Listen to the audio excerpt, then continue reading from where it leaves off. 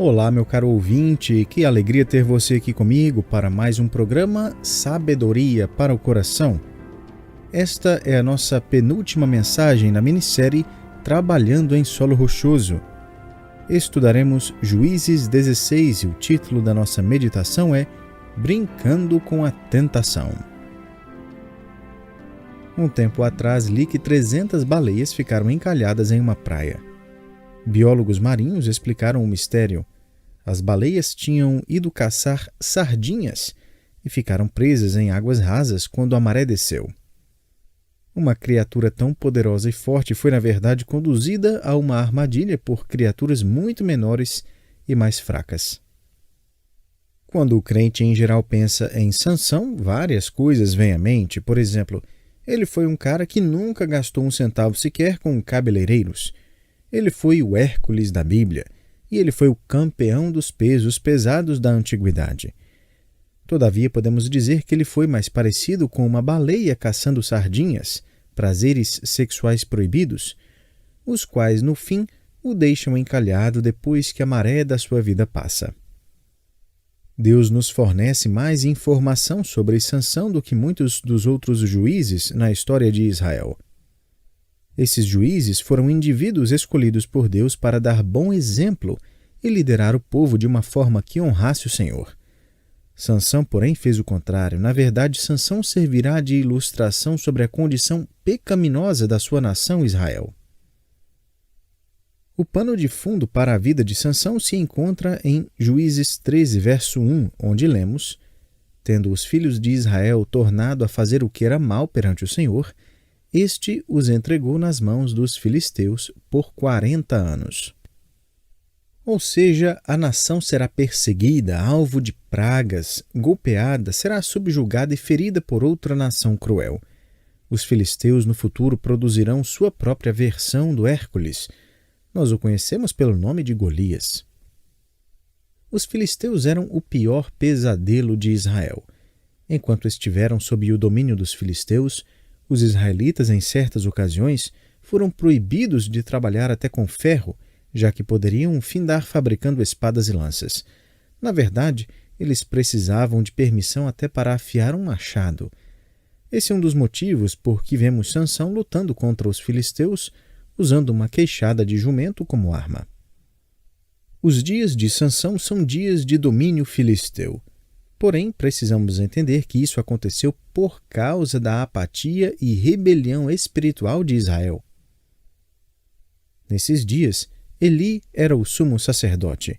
Seus próprios filhos, que serviam como sacerdotes, haviam se entregado à lascívia e imoralidade.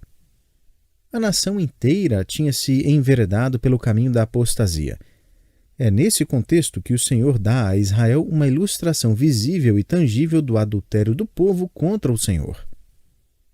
Ao mesmo tempo, Deus nos fornece uma ilustração do deslize e colapso de um homem embaraçado pelo pecado sexual.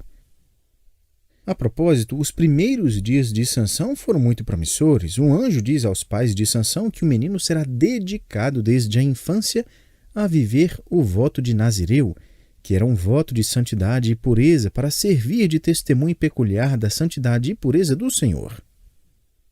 Não temos tempo para destrinchar a história e o significado desse voto. Porém, no verso 5 encontramos um dos aspectos mais conhecidos do voto: Porque eis que tu conceberás e darás à luz um filho sobre cuja cabeça não passará a navalha, porquanto o menino será nazireu consagrado a Deus desde o ventre de sua mãe, e ele começará a livrar a Israel do poder dos filisteus. Até então, tudo bem. As coisas ficam ruins quando Sansão se torna adulto. Permita-me dividir a biografia de Sansão em 3 capítulos com uma palavra para resumir cada capítulo da sua história. A primeira palavra é descida. Juízes 14 começa com palavras um tanto chocantes. Vemos nos versos 1 e 2. Desceu Sansão a Tímina, vendo em Tímina uma das filhas dos filisteus, subiu e declarou-o a seu pai e sua mãe, e disse: Vi uma mulher em Tímina das filhas dos filisteus, tomai-ma, pois, por esposa. Na sentença vi uma mulher em Tímina, a ênfase no hebraico recai sobre a palavra mulher. No nosso linguajar de hoje, ele diria: é o seguinte, pai, eu vi um mulherão lá em Tímina. Busque-a para ser a minha esposa. Seus pais ficam espantados e chateados, e com razão. O primeiro ato de liderança de Sansão deveria ser guerrear contra os filisteus, não se casar com uma mulher dos filisteus. Mas aqui está a epítome do problema de Sansão e o começo da sua descida em direção à tragédia. Veja o verso 3. Porém, seu pai e sua mãe lhe disseram: não há porventura mulher entre as filhas de teus irmãos ou entre todo o meu povo, para que vás tomar a esposa dos filisteus, daqueles incircuncisos? Disse Sansão a seu pai: toma-me esta, porque só desta me agrado. Em outras palavras, ela pode não amar e temer ao Senhor, mas ela agrada aos meus olhos. Ela pode até representar comprometimento, mas, sem dúvidas, Deus não me privaria de algo ou alguém que tanto quero. Você percebeu quais foram as primeiras palavras de Sansão, conforme registradas nas Escrituras? Vi uma mulher, desta me agrado. Não estou nem aí para o que o Senhor quer, eu a quero agora. Jamais me esquecerei de uma jovem mulher que passou seus anos de adolescência em nossa igreja. Alguns anos depois, ela conheceu um rapaz na universidade e se apaixonou por ele. Eles namoraram por um tempo, noivaram e marcaram uma reunião comigo para ver se eu oficiaria o casamento. Fiquei muito animado com o prospecto, conhecia bem os pais dela. Enquanto conversava com eles no escritório, perguntei o motivo para se casarem. Faço essa pergunta geralmente para dar a oportunidade ao casal de me contar como Deus os uniu, como oraram sobre a decisão e como têm convicção de que o casamento é sim da vontade de Deus para eles. Mas, quando conversei com esse casal, não ouvi nada sobre Deus e a vontade de Deus. Apesar de eu conhecer o testemunho da moça e eu a tinha batizado quando adolescente, eu não sabia coisa alguma a respeito do testemunho do rapaz. Então fiz algumas perguntas para ele sobre o Evangelho. Dentro de poucos minutos ficou claro que o rapaz não conhecia o Evangelho e não tinha nenhum relacionamento pessoal com Cristo. Ele estava em meu escritório porque ela queria que ele fosse lá e ela queria um casamento sob a bênção do pastor e da igreja. Bom, a essa altura da conversa ela já estava de cabeça baixa, calada. Ela sabia. Perguntei ao rapaz se ele tinha algum interesse nas declarações de Jesus Cristo e do Evangelho. Com bastante transparência, ele respondeu que não. Seu interesse realmente ali era obviamente cair fora do meu escritório. Eu olhei para a moça e falei: você sabe por que não posso oficiar esse casamento? Realizar uma cerimônia nas dependências da igreja quando seu marido não quer saber da igreja e dedicar seu casamento a Cristo quando seu marido não crê nele seria zombar do Evangelho. Ela concordou. Continuei dizendo: você entende que estará desobedecendo a ordem clara das Escrituras de que o crente não deve se casar com um descrente, correto? Você entende que estará escolhendo desobedecer ao Senhor? Está fazendo uma escolha entre seguir a Jesus Cristo ou se casar com este homem. Com lágrimas no rosto, ela respondeu que entendia perfeitamente.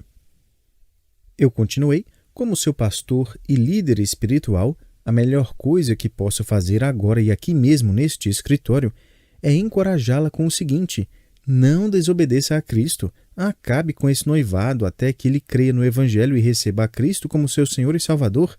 Caso ele queira fazer isso, neste momento você precisa tomar uma decisão: o Senhor ou este homem? Com lágrimas escorrendo no rosto, ela falou: eu escolho ele. Sansão diz aos seus pais com efeito: escolho ela, e adiciona: vá buscá-la para mim, organize esse casamento. Talvez você conheça a dor no coração de ouvir um filho ou filha adulto dizendo com dentes cerrados: não acredito mais nessa sua fé, não é para mim, escolho a Babilônia. Assim como o filho pródigo, ele diz: me dá meu dinheiro e saia da minha frente. Geralmente pulamos para Sansão e Dalila e nos esquecemos de que a história começa na verdade com Sansão e uma filisteia de Tímina. Nessa descida moral de Sansão existem vários sinais de alerta. Primeiro, ele está disposto a trocar a sua herança, família e convicção espiritual em uma vila por causa da atração sexual que acontece de ser proibida pelo Senhor. A descida de Sansão começa e termina com seus olhos. Vi uma mulher. Alguém escreveu que uma das maiores leis da vitória espiritual é simplesmente olhar para o outro lado. E precisamos fazer isso frequentemente em nosso mundo, não é? Isso é ótimo. São vitórias e devemos perseverar. Mas esse casamento de Sansão está fadado a não dar certo desde o começo. Na verdade, ele não vai além do dia da consumação, o 8º dia. A esposa de Sansão trai sua confiança ao revelar aos filisteus a resposta para o enigma que ele havia apresentado aos guerreiros. Muito provavelmente, Sansão planejava usar os recursos provenientes da aposta para pagar o dote. Se os filisteus não conseguissem acertar a resposta, teriam que lhe pagar uma soma de 30 peças de roupa. Se acertassem, Sansão ficaria com a dívida de 30 roupas novas. Então os filisteus ameaçam a esposa para que ela convença Sansão a lhe dizer a resposta. Mas ele não diz a resposta para ela, por isso ela chora por 7 dias, o tempo inteiro da festa. Você consegue imaginar as fotos do casamento? Pois é, esse álbum não vai ficar legal. Finalmente, Sansão desiste e lhe conta a resposta do enigma. Logo em seguida, ela revela o segredo aos filisteus, traindo a confiança do recém-casado marido. Isso soa familiar? Esse é apenas o prelúdio da traição final em sua vida por outra mulher, Dalila. Creio que os eventos desse capítulo foram narrados porque reforçam a verdade sobre a tentação. Não caímos em um momento. Quando chegamos à tragédia, já deslizamos bastante, passando pelos sinais de alerta no caminho. Pais, amigos, colegas de trabalho, o Espírito de Deus, um conselho aqui e, quem sabe, este estudo. O problema é que a pessoa que busca suas paixões pode acabar jamais aprendendo com os erros do passado. Lemos em Juízes 16, versos 1 a 3. Sansão foi a Gaza e viu ali uma prostituta e coabitou com ela. Foi dito aos gazitas: Sansão chegou aqui. Cercaram-no, pois, e toda a noite o esperaram, às escondidas, na porta da cidade. E toda a noite estiveram em silêncio, pois diziam: esperaremos até ao raiar do dia, então daremos cabo dele. Porém, Sansão esteve deitado até a meia-noite, então se levantou e pegou ambas as folhas da porta da cidade com suas ombreiras e, juntamente com a tranca, as tomou, pondo-as sobre os ombros, e levou-as para cima até ao cimo do monte que olha para o Hebrom. Meu amigo, isso equivale a você pegar o seu carro, colocar sobre os ombros e voltar para casa andando. Essas portas eram enormes, tinham espigões afiados e eram cobertas com ferro para ficarem à prova de fogo. Eu vi portas como essas no Museu Britânico, de 7 metros de altura. Suas dobradiças de ferro eram gigantescas, tendo desenhos de pessoas sendo despedaçadas por terem se atrevido a atacar a cidade. Sansão simplesmente arranca as portas e sua estrutura fincada ao chão, coloca ambas as folhas sobre os ombros e as carrega mais de 45 quilômetros. A tragédia nisso tudo é o seguinte: Sansão parece ser invencível, ao mesmo tempo que é um homem imoral.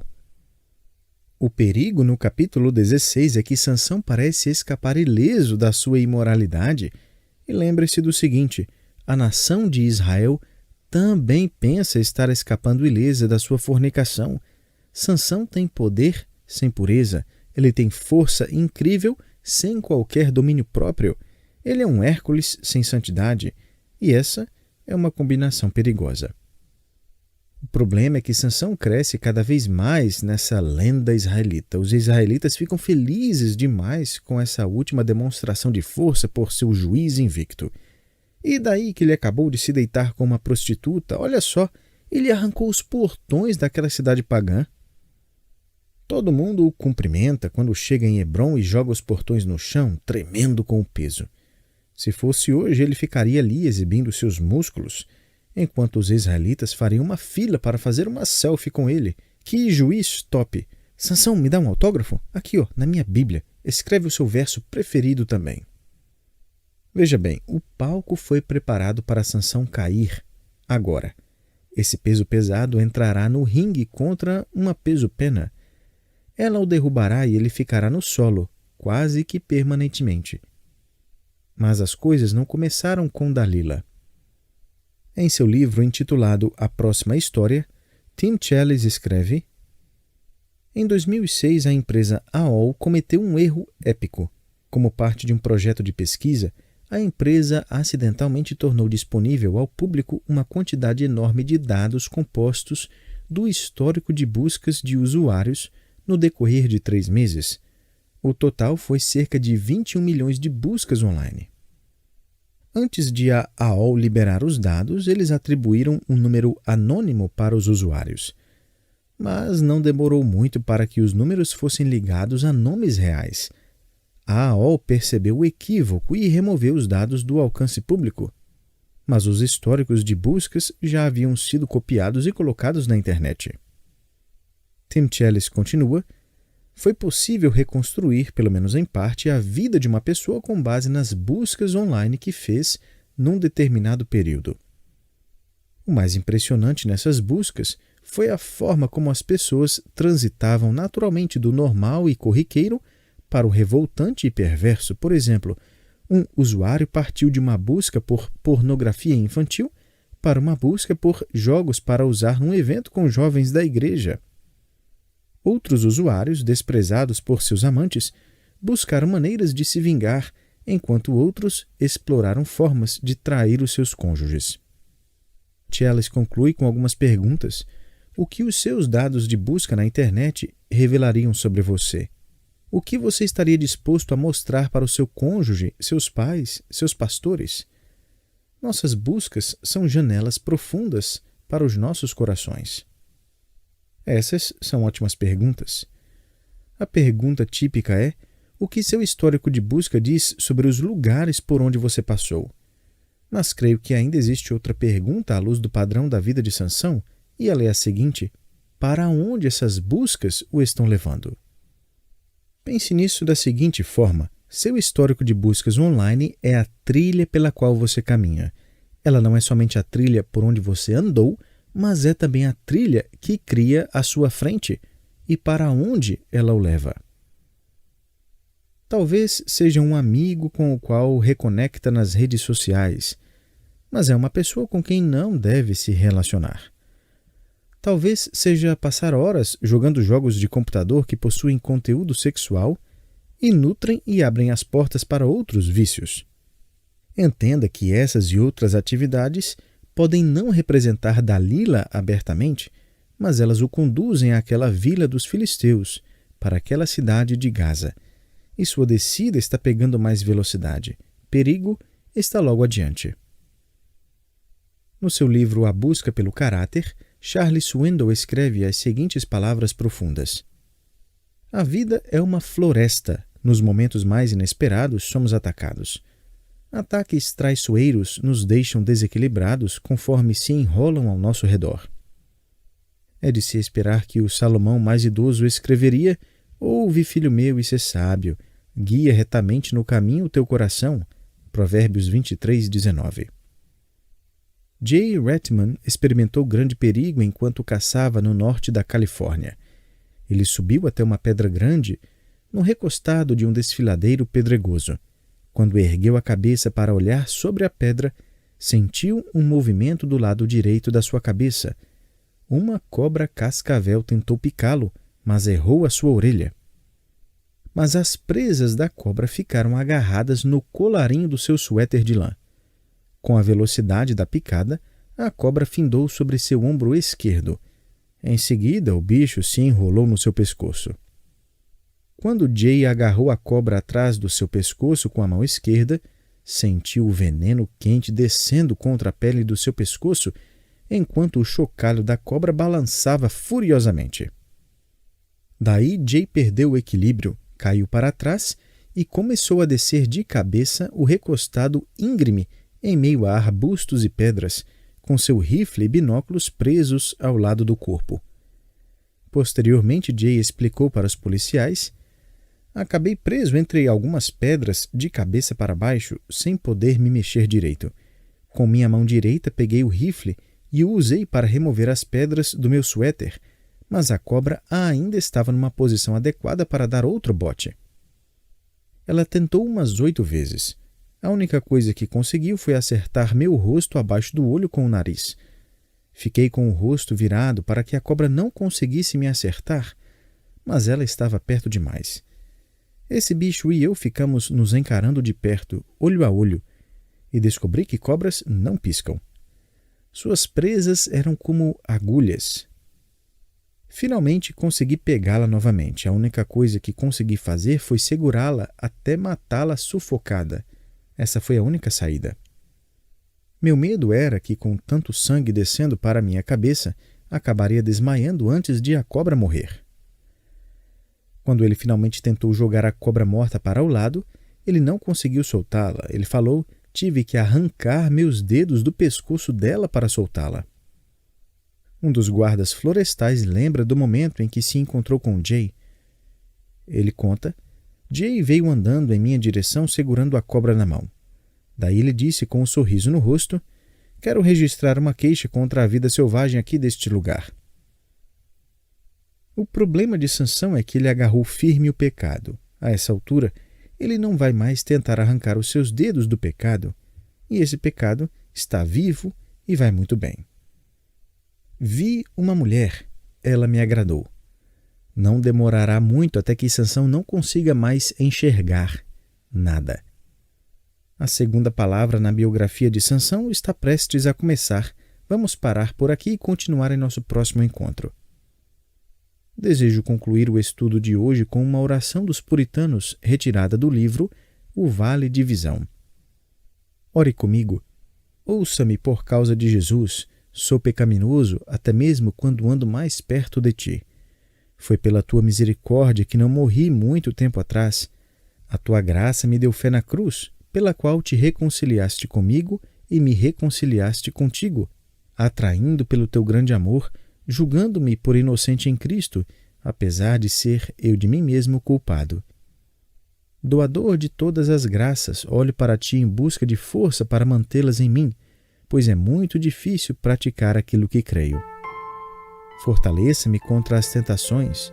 Meu coração é uma fonte inesgotável de pecado, é um rio de corrupção desde minha infância, fluindo em todo tipo de comportamento.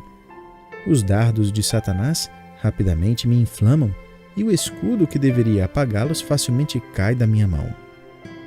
Fortaleça-me contra suas astúcias e ataques, mantenha-me sempre sensível às minhas fraquezas e à minha dependência na tua força. Que cada provação me ensine mais da tua paz, mais do teu amor, que eu ande humildemente dependente de ti, por causa de Jesus. Amém. Que Deus o abençoe, meu querido, e espero você para o nosso último estudo na minissérie Trabalhando em Solo Rochoso. Até lá!